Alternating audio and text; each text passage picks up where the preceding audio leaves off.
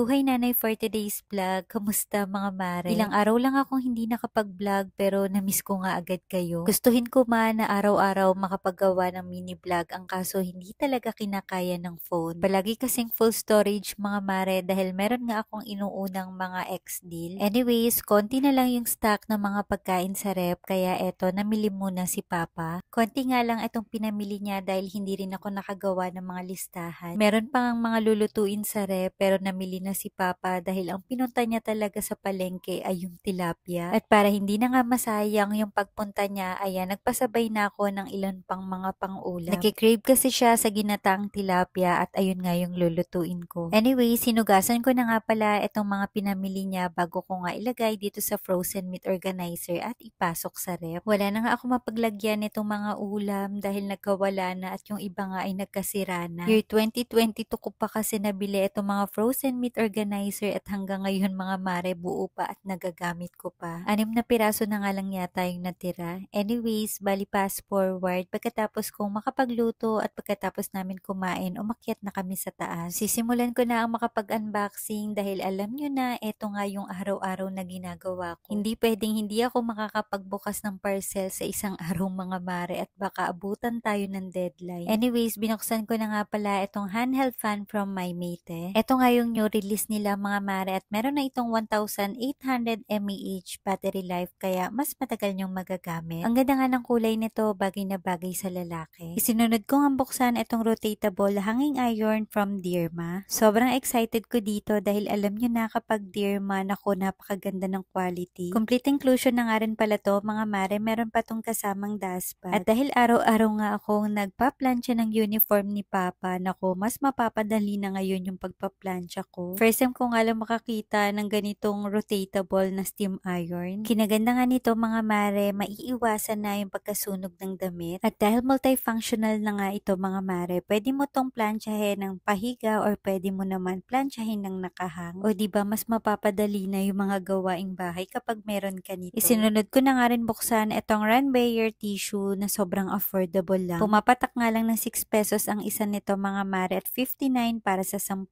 piraso. Sulit na to dahil sa panahon ngayon ako wala ka nang makikitang affordable na tissue at napakamahal na nga kahit sa mga tindahan. Pagkatapos ko nga sa mga gawain, dumiretso naman kami sa grocery. Ang sinadya talaga namin dito, gatas ni Habila at mga pang-snack niya. Ang kaso na budol na naman ang mare nyo. Kaka-grocery lang nga namin nung nakarang linggo at tinamihan ko na yung kuha para hindi na kami mag-grocery ngayon. Ang kaso kapag nandito ka na kasi kahit hindi mo kailangan, maiisip mo, kailangan mo. Kaya imbis na gatas ni Habila yung pinunta namin dito, nako naging grocery na. Pero okay lang naman yon, basta pagkain para sa bahay at yun naman yung mahalaga, yung makain natin yung mga gusto natin. Nakakita nga ako nitong keratin hair treatment, kaya kumuha na rin ako. Sobrang naging dry kasi yung buhok ko pagkatapos kong makapagpakulay, kaya kailangan ko nga mag-treatment kahit nasa bahay. Babalitaan ko na lang kayo kapag maganda itong hair treatment na nabili ko. Pagkatapos namin makuha yung mga kailangan, eto dumiretso na kami sa cashier para makapagbayad.